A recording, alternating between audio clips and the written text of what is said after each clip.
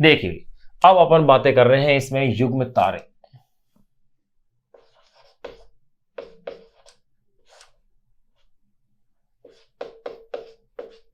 युग्म तारे या बाइनरी स्टार्स।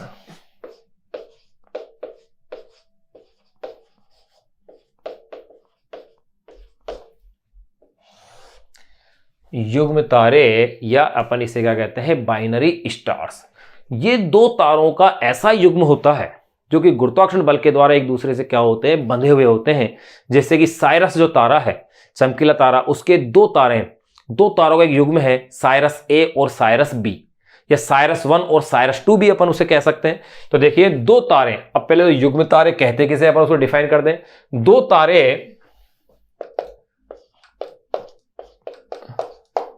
दो तारे यानी टू स्टार्स, दो तारे जो परस्पर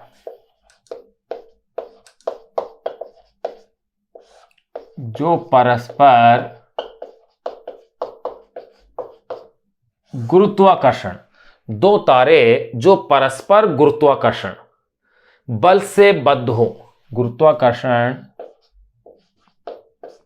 बल से बद्ध यानी कि यूं कह सकते हैं बाउंड हो।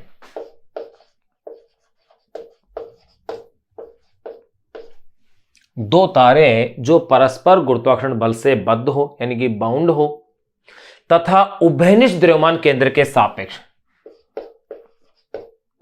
तथा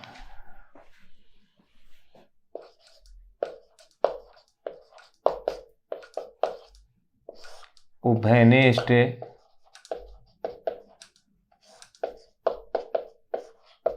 द्रव्यमान केंद्र के सापेक्ष, दो तारे जो परस्पर गुरुत्वाकर्षण बल से बद्ध हो, बाउंड हो तथा उभयनिष्ठ द्रव्यमान केंद्र के सापेक्ष घूर्णन करते हो, उभयनिष्ठ द्रव्यमान केंद्र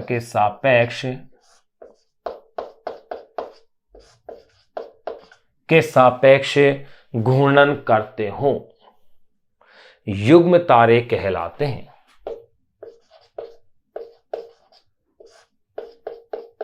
बाइनरी स्टार्स युग्म तारे कहलाते हैं। ये लो युग्म तारे कहलाते हैं। अब जैसे इसका एग्जांपल ले लें अपन, जैसे ब्रह्मांड में साइरस एक युग्म तारा निकाय है,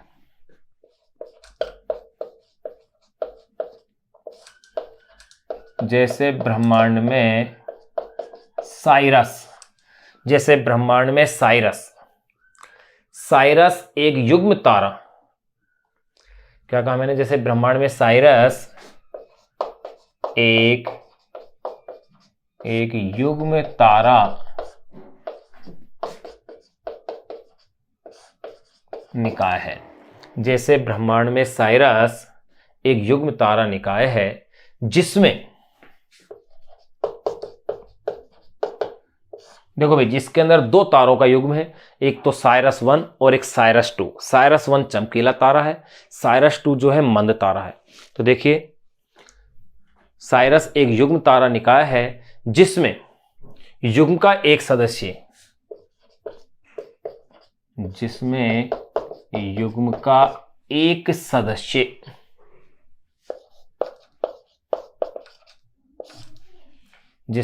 का एक सदस्य साइरस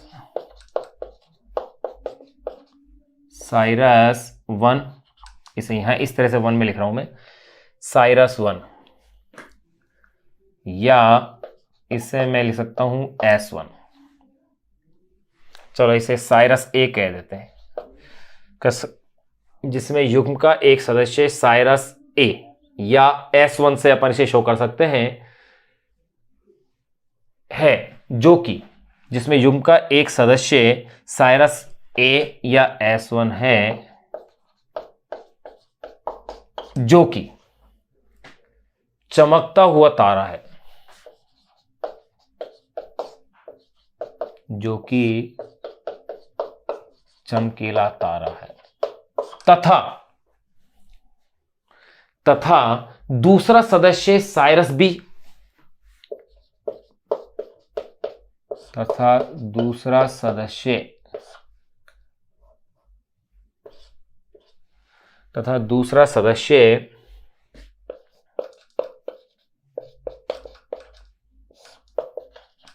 साइरस बी, या आप इसे कह दीजिए H2। दूसरे का कहते हैं अपन H2, तथा दूसरा सदस्य साइरस बी जो कि एक मंद तारा है,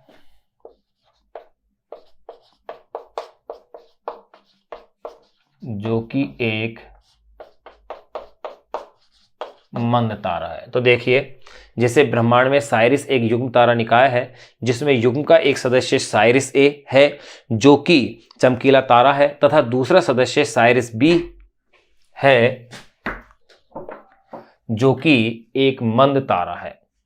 ये दोनों तारे अपने दीर्घवृत्ताकार कक्ष में,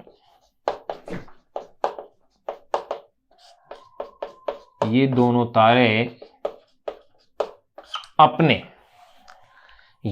तारे अपने दीर्घवृत्ताकार कक्ष में,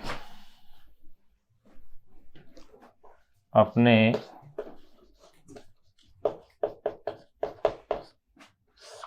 दीर्घवृत्ताकार। तो देखो, मैंने इसमें जो साइरस का युग्म बताया, इसके अंदर एक जो चमकीला तारा है वो तो अपन लिया है साइरस ए, और दूसरा जो मंद तारा है उसको लिया है अपन ने साइरस बी, या उससे अपन H2 कह रहे हैं। ये दोनों तारे अपने दीर्घवृत्ताकार कक्ष में,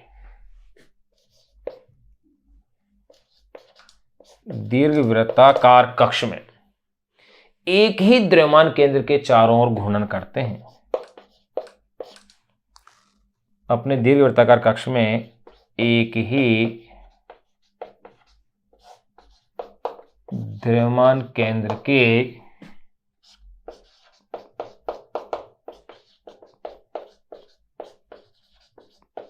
के चारों ओर क्या करते हैं, घूर्णन करते हैं। देखिएगा कैसे, एक अपन ने ये ले लेते हैं, एक तारा ये दीर्घवृत्ताकार कक्ष में इस प्रकार से घूर्णन कर रहा है। यहां अपन इसका ये द्रव्यमान केंद्र यूं ले लें, एक तारा यूं इस तरह से दीर्घवृत्ताकार कक्षाओं के अंदर दो तारे, ये दो तारों की दीर्घवृत्ताकार कक्षाएं अपन ले रहे हैं। देखिए भी, यहां अगर मैं इस तरह से अक्ष बना देता हूं, यहां देखें आप,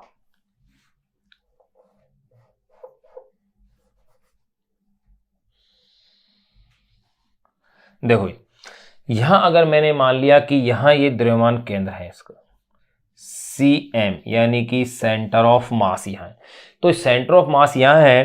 तो एक तारे के लिए ये हो गया, ये तो है पहला वाला तारा जिसे मैं कह सकता हूं S1 कह देता हूं, या मैंने इसे क्या कहा था, साइरस A यानी कि S1, और इसके लिए स्मॉल r1 वेक्टर हो गया। ये तो स्थिति सदिश इसका ये हो गया। दूसरा तारा ये रहा साइरस B जो कि मंद तारा है, या मैंने इसे यूं भी कह सकता था मैं। अब देखो, इसके अगर मैं स्थिति सदिश की बात करूं, वो ये रही इसकी स्थिति,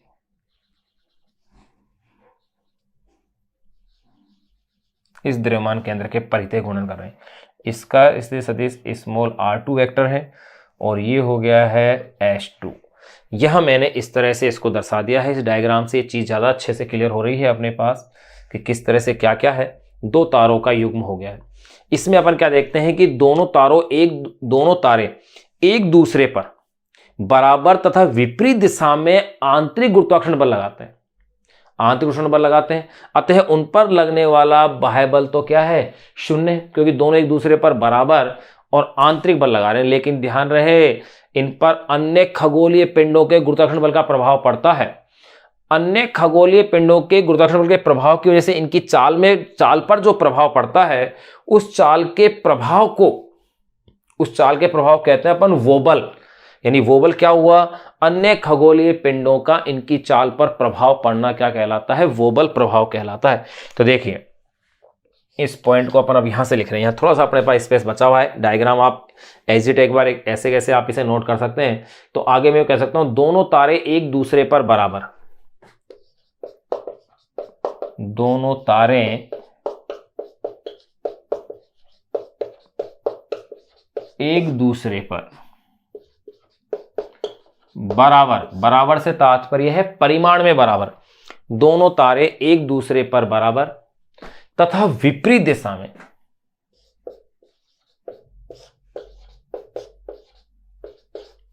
बराबर तथा विपरीत दिशा में, दोनों तारे एक दूसरे पर बराबर तथा विपरीत दिशा में आंतरिक गुरुत्वाकर्षण बल लगाते हैं।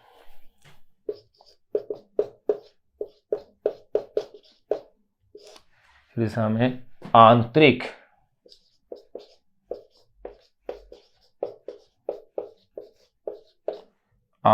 गुरुत्वाकर्षण बल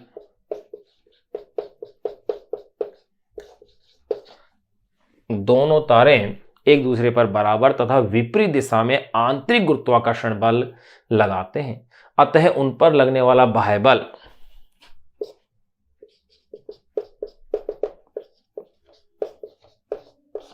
अतः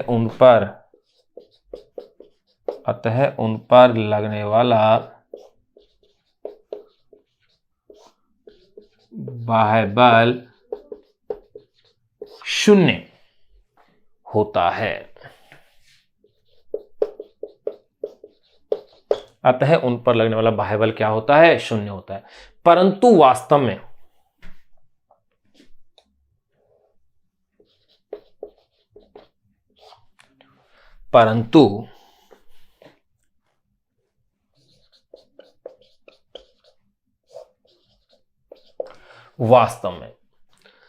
वास्तव में ये तारे अपने पास से गुजरने वाले,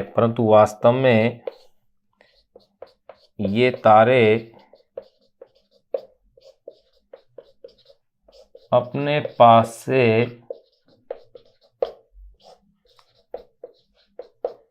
गुजरने वाले, परंतु ये तारे अपने पास से यानी अपने निकट से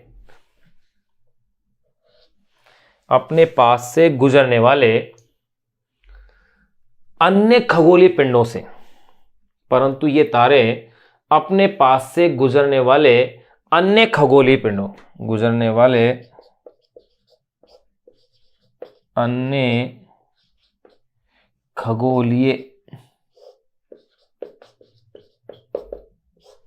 अन्य खगोलीय पिंडों से प्रभावित होते हैं। अन्य खगोलीय पिंडों से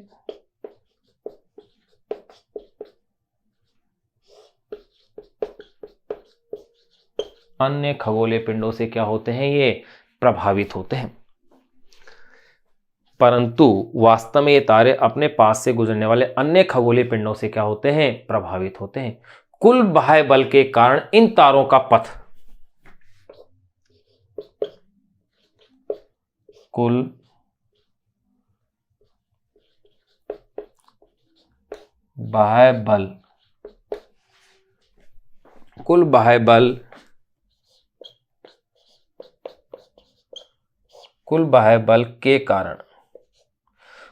बल के कारण इन तारों का पथ प्रभावित होता है।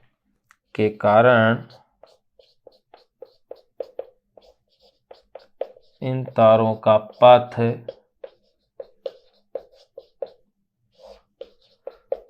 प्रभावित होता है। तो ध्यान रहे, कुल बाह्य बल के कारण इन तारों का पथ क्या होता है? प्रभावित होता है। तारों की चाल पर बाह्य बल का यह प्रभाव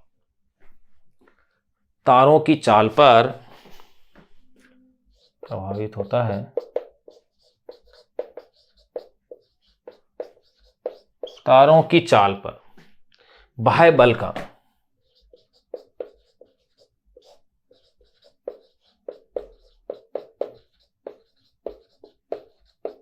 यह प्रभाव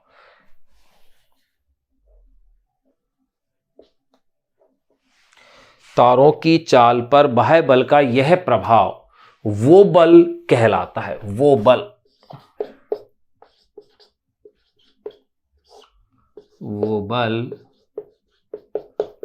कहलाता है। ध्यान रखना, मैं इसे अंडरलाइन कर रहा हूं, पर यह प्रभाव ही क्या कहलाता है? वो बल कहलाता है। तो देखो, ये अपन ने जान लिया है कि वो बल है क्या। तारों की चाल पर बाह्य बल का यह प्रभाव क्या कहलाता है? वो बल कहलाता है। अब देखिएगा, अब इसमें अपन दो स्थितियां देखेंगे। एक तो बाइनरी निकाय की गति जब देखेंगे जब द्रव्यमान केंद्र स्थिर हो। तो चलो इन पॉइंट को और देखते हैं अपन। तो देखो एक बार आप इसका स्क्रीनशॉट ले रहे हैं युग्म तारे या बाइनरी स्टार्स का, ऐसे स्क्रीनशॉट ले सकते हैं। इसको एज इट ऐसे कैसे नोट कर सकते हैं। इसके अंदर अपन ने वोबल प्रभाव क्या है वो अपन ने समझ लिया है, जान लिया है कि भाई वोबल किसे कहा जाता है। अब अपन इसकी दो स्थितियां और जो अपनी एनसीईआरटी बुक में दे रखी है अब उनको अपन डिस्कस करेंगे। नंबर ए, बाइनरी, बाइनरी यानी कि युग्म वाले बाइनरी निकाय की गति जब द्रव्यमान केंद्र स्थिर हो तो वो किस प्रकार की होगी वो अपन देखेंगे। देखो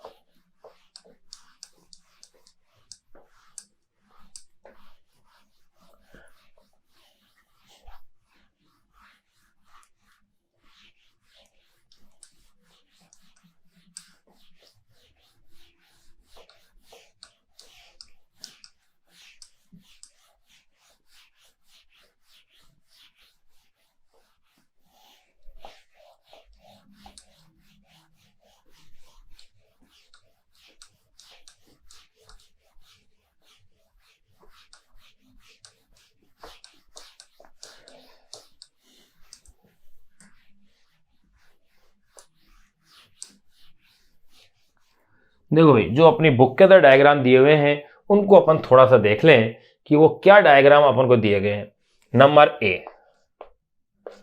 नंबर ए अपन युग्म तारे के अंदर ही बात कर रहे हैं। बाइनरी निकाय की गति जब द्रव्यमान केंद्र स्थिर हो, बाइनरी निकाय या बाइनरी सिस्टम, बाइनरी निकाय की गति जब द्रव्यमान केंद्र स्थिर हो, बाइनरी निकाय की गति जब द्रव्यमान केंद्र कैसा हो, स्थिर हो। देखो इसको अपन किस तरह से लेंगे, यहां मैंने ले लिया कि द्रव्यमान केंद्र है, सेंटर ऑफ मास यानी कि सीएम है। अब इन युग्म के अंदर द्रव्यमान केंद्र स्थिर है तो देखो एक का मूवमेंट तो अपन इस डायरेक्शन में ले लें, ये तो हो जाएगा S1, और एक क्योंकि परस्पर विपरीत दिशा में होते हैं और दूसरा जो होगा उसका मूवमेंट इस डायरेक्शन में, यानी कि दोनों का मान बराबर और परस्पर क्या होंगे, विपरीत होंगे। तो ये पहला पॉइंट ले लिया। नंबर बी, जब निकाय पर बाह्य बल अनुपस्थित होता है, ये तो नंबर ए पॉइंट हो गया। नंबर बी उसमें लिख लें जब निकाय पर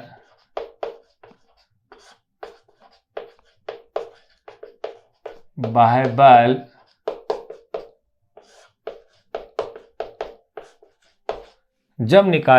बल क्या होता है, अनुपस्थित होता है, तब युग्म तारे का द्रव्यमान केंद्र,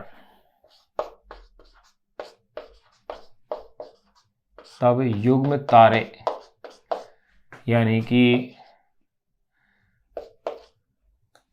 या इसे अपन कह सकते हैं बाइनरी स्टार्स,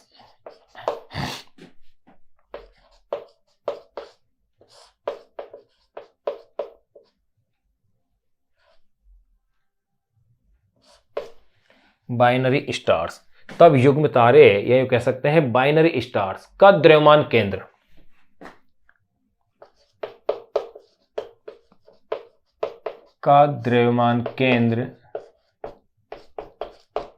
एक मुक्त द्रव्यमान केंद्र एक मुक्त कण की का द्रव्यमान केंद्र एक मुक्त कण की भांति गतिशील होता है, का द्रव्यमान केंद्र एक मुक्त कण की भांति, एक मुक्त कण की भांति गतिशील होता है। दोनों तारों का गमन पथ थोड़ा जटिल होता है,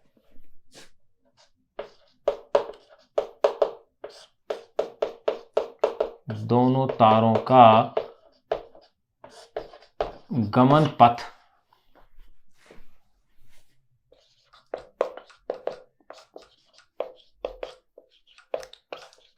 थोड़ा जटिल होता है। दोनों तारों का गमन पथ थोड़ा जटिल होता है और ये गमन पथ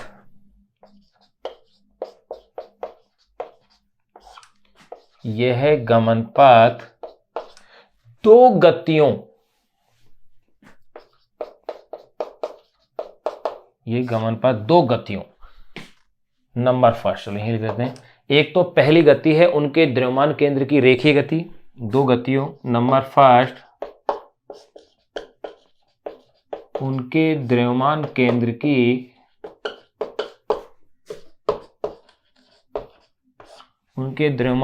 की रेखीय गति, और नंबर सेकंड है द्रव्यमान केंद्र के परितः उनकी कक्षीय गति।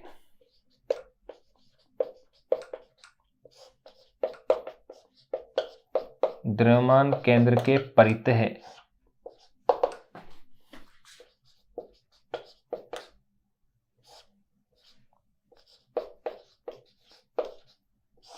उनकी कक्षीय गति। नंबर सेकंड है द्रव्यमान केंद्र के परितः उनकी कक्षीय गति। इन दो गतियों का क्या होती है, संयोजन होती है। देखो कैसे, अब अपन थोड़ा सा इसको एक डायग्राम बना लें जो कि अपनी एनसीईआरटी की बुक में भी दिया हुआ है। ये जो चित्र अपन अभी बना रहे हैं, ये चित्र अपनी एनसीईआरटी की जो बुक है 11th की, उसके अंदर ये डायग्राम दिया हुआ है। देखिए कैसे, जैसे एक का पथ इस तरह से है, इस तरह से एक का पथ दिया हुआ है, यानी उसके लिए डायरेक्शन ये दी है कि इस प्रकार से उसका मूवमेंट है एक कण का। चलो यहां से ले लेता हूं मैं, यहां ये रहा, ये डायरेक्शन उसकी यूं दी है, एक की इस प्रकार से दी। तो दूसरे कण का मूवमेंट इस प्रकार से दिया है कि इनके बीच में से होकर के, यानी इस प्रकार से यूं मूव कर रहा हो। अपन यो डायरेक्शन ले सकते हैं,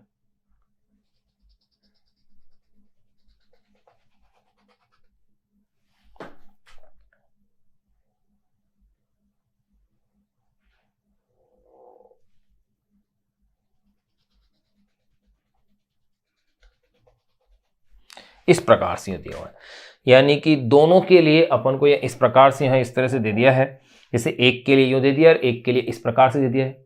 अब देखो भाई,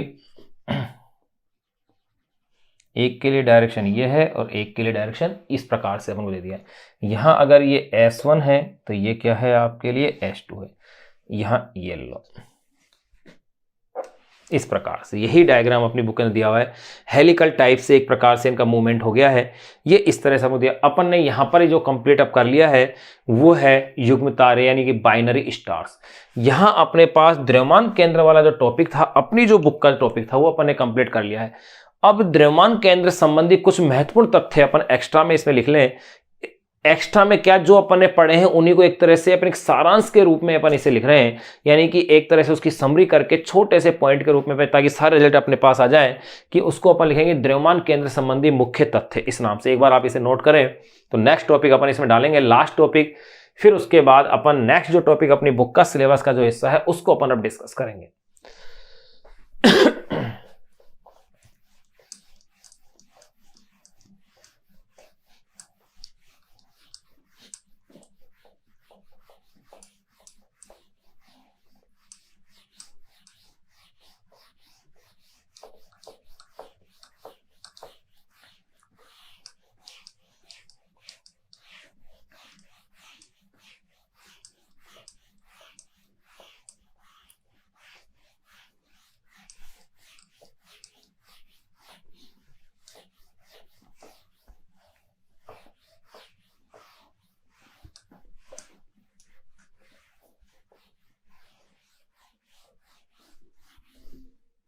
देखिए भाई, नेक्स्ट अपन लास्ट टॉपिक इसमें जान रहे हैं द्रव्यमान केंद्र के संबंध में मुख्य तथ्य।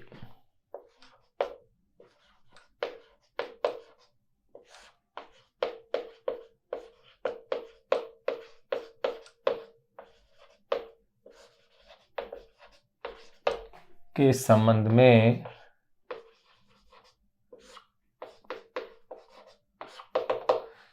मुख्य तथ्य, यानी कि कुछ महत्वपूर्ण बिंदु जो कि द्रव्यमान केंद्र से संबंधित है, उनकी अपन बातें करेंगे, जो कि अपने आप में एक वन वर्ड क्वेश्चन है और उन वन वर्ड क्वेश्चन का ये अपने आप में वन वर्ड क्या है, एक आंसर है। क्या क्या है देखो। नंबर फर्स्ट, पहला पॉइंट जो मैं इसका नोट कर रहा हूं वो ये है कि द्रव्यमान केंद्र पर भौतिक रूप से कोई द्रव्यमान उपस्थित नहीं है। ये अपन मान सकते हैं। तो क्या कह सकता हूं, उपस्थित होना आवश्यक नहीं, सॉरी मैं कह सकता हूं कि द्रव्यमान केंद्र पर किसी द्रव्यमान का भौतिक रूप से उपस्थित होना आवश्यक हो जरूरी नहीं है, क्योंकि द्रव्यमान केंद्र पिंड के बाहर भी हो सकता है और पिंड के भीतर भी हो सकता है। तो देखिए पहला पॉइंट अपन यही लिख रहे हैं कि द्रव्यमान केंद्र पर भौतिक रूप से कोई द्रव्यमान उपस्थित होना आवश्यक नहीं है। ये एक अच्छा तथ्य है। तो देखो द्रव्यमान केंद्र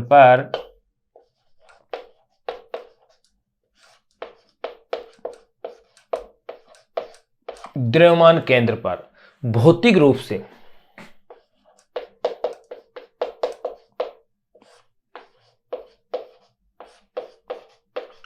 द्रव्यमान केंद्र पर भौतिक रूप से कोई द्रव्यमान उपस्थित होना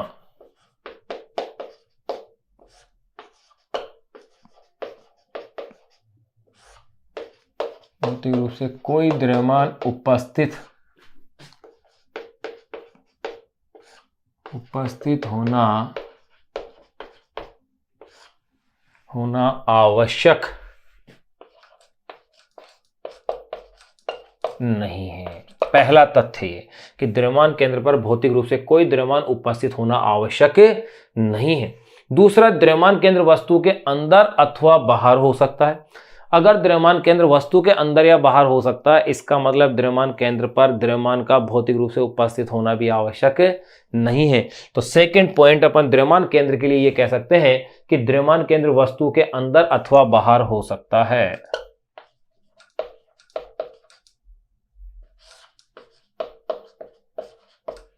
द्रव्यमान केंद्र वस्तु के अंदर या बाहर हो सकता है। ये लो भाई सेकंड पॉइंट अपने, द्रव्यमान केंद्र वस्तु के अंदर या बाहर हो सकता है। तीसरे तथ्य की बात करें, नियमित आकार की वस्तुओं का द्रव्यमान केंद्र कहां होता है, उनके ज्यामितीय केंद्र पर होता है। ये पॉइंट अपन नोट कर चुके हैं, फिर यहां लिख लेते हैं फिर से कि नियमित आकार की वस्तुओं का द्रव्यमान केंद्र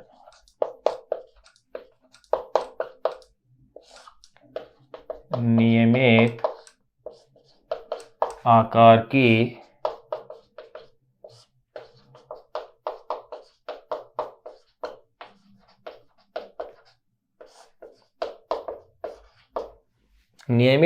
की वस्तुओं का द्रव्यमान केंद्र उनके ज्यामितीय केंद्र पर होता है। का द्रव्यमान केंद्र उनके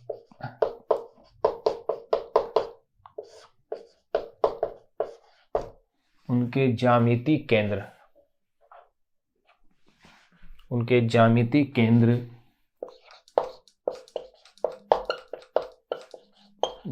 केंद्र पर होता है। तीन तथ्य अपन ने इसके जान लिए हैं। पहला, द्रव्यमान केंद्र पर भौतिक रूप से कोई द्रव्यमान उपस्थित होना आवश्यक नहीं है। दूसरा, द्रव्यमान केंद्र वस्तु के अंदर या बाहर हो सकता है। थर्ड, नियमित आकार की वस्तुओं का द्रव्यमान केंद्र उनके ज्यामितीय केंद्र पर होता है। चौथा, द्रव्यमान केंद्र की गति सदैव स्थानांतरित होती है।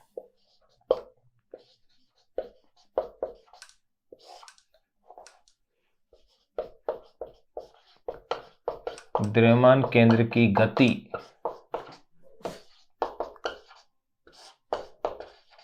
सदैव स्थानांतरित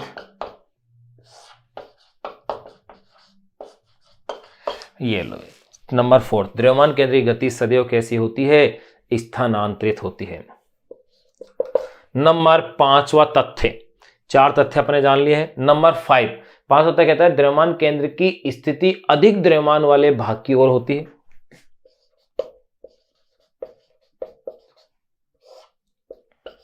द्रव्यमान केंद्र की स्थिति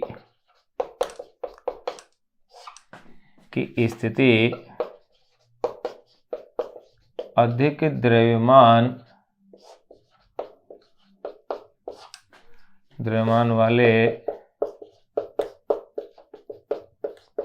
भाग की ओर होती है। ध्यान रहे इस तथ्य को अपन प्रूफ कर चुके हैं कि द्रव्यमान केंद्र की स्थिति अधिक द्रव्यमान वाले भाग की ओर होती है। लेकिन रखना सामान्य द्रव्यमान के लिए ये कॉन्सेप्ट ऑपोजिट हो गया। जो हल्का द्रव्यमान है उसके बराबर सामान्य द्रव्यमान बन जाता है लगभग। अगर एक पिंड बहुत भारी है और दूसरा पिंड अगर बहुत हल्का है तो सामान्य द्रव्यमान का मान लगभग हल्के द्रव्यमान के तुल्य आ जाता है। यहां इसमें थोड़ा सा फर्क है, ये ध्यान रखना कि द्रव्यमान केंद्र की स्थिति अधिक द्रव्यमान वाले भाग की ओर होती है। नंबर 6 पॉइंट, छठे पॉइंट की अपन बात करें तो वो छठा पॉइंट ये कहता है द्रव्यमान केंद्र की स्थिति एवं वेग पर आंतरिक बल का प्रभाव नहीं पड़ता है।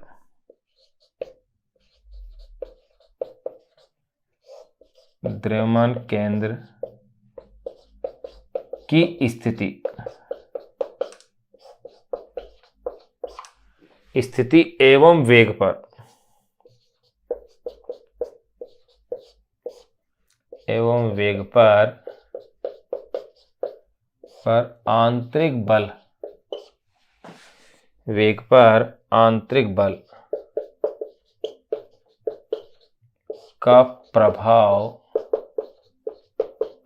बल का प्रभाव नहीं पड़ता है। द्रव्यमान केंद्र की स्थिति एवं वेग पर आंतरिक बल का प्रभाव नहीं पड़ता है। तो देखो अपन ने क्या क्या द्रव्यमान केंद्र के संबंध में मुख्य तथ्य जाने हैं। पहला तथ्य, द्रव्यमान केंद्र पर भौतिक रूप से कोई द्रव्यमान उपस्थित होना आवश्यक नहीं है। पहला बड़ा इंपॉर्टेंट पॉइंट है। सेकंड, भाई देखो ये जो तथ्य हैं इन पर एक ऑब्जेक्टिव क्वेश्चन, बहुत अच्छा क्वेश्चन बन जाता है। कैसे? जैसे पहला है द्रव्यमान केंद्र पर भौतिक रूप से कोई द्रव्यमान उपस्थित होना आवश्यक नहीं है। कैसे ऑब्जेक्टिव क्वेश्चन बन जाएगा? क्वेश्चन ऐसे बनाया जा सकता है कि निम्न में से सत्य कथन है, उसमें से एक कथन ये भी हो सकता है कि द्रव्यमान केंद्र पर भौतिक रूप से कोई द्रव्यमान उपस्थित होना आवश्यक नहीं है। जनरली इसको क्या समझेंगे कि द्रव्यमान केंद्र का मतलब वहां पर उसका क्या है, द्रव्यमान उपस्थित है, ऑपोजिट डायरेक्शन में जाएगा स्टूडेंट। तो ये चीज ध्यान रखना इसमें। तो देखो ये पॉइंट अपन ने इसके जान लिए हैं, 6 मुख्य तथ्य जान लिए हैं। अब अपन बात करेंगे नंबर 7 और 8 की। फिर ये द्रव्यमान केंद्र वाला टॉपिक अपना वेल अपडेट कंप्लीट हो जाएगा अपनी सिलेबस या अपनी बुक के अकॉर्डिंग।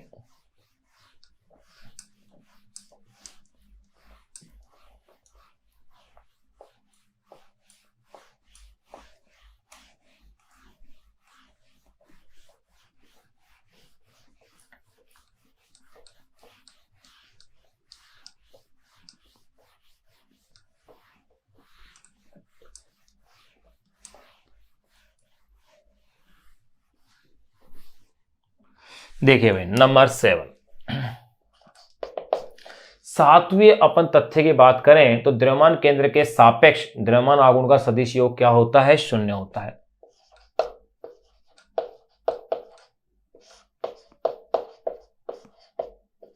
द्रव्यमान केंद्र के सापेक्ष द्रव्यमान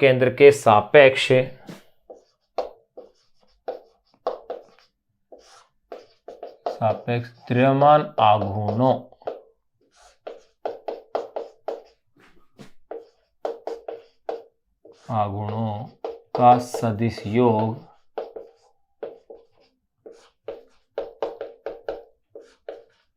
का सदिश योग 0 होता है। द्रव्यमान केंद्र के सापेक्ष द्रव्यमान आघूर्णों का सदिश योग 0 होता है। नंबर 8, द्रव्यमान केंद्र के सापेक्ष रेखीय संवेग का सदिश योग भी क्या होता है? 0 होता है। लास्ट तथ्य अपन लिख रहे हैं, द्रव्यमान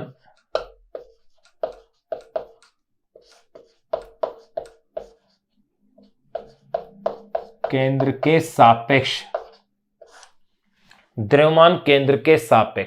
रेखीय संवेगों का द्रव्यमान केंद्र के सापेक्ष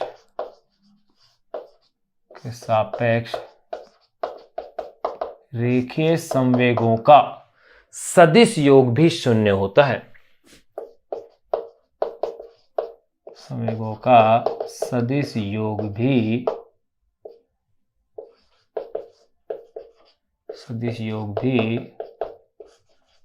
0 होता है। यहां अपना द्रव्यमान केंद्र वाला टॉपिक कंप्लीट हो गया है। ध्यान रहे कि द्रव्यमान केंद्र के सापेक्ष द्रव्यमान आघूर्णों का सदिश योग 0 होता है और रेखीय संवेगों का सदिश योग भी वहां क्या होता है? 0 होता है। ये अपने द्रव्यमान केंद्र संबंधी सारे तथ्य अपन ने जान लिए हैं। जो जो कंटेंट्स अपनी बुक का हिस्सा थे सारे कंटेंट्स अपन ने से कंप्लीट कर लिए हैं। अब नेक्स्ट लेक्चर में अपन इससे आगे का जो टॉपिक अपने सिलेबस में दिया हुआ है अपन उसको डिस्कस करेंगे।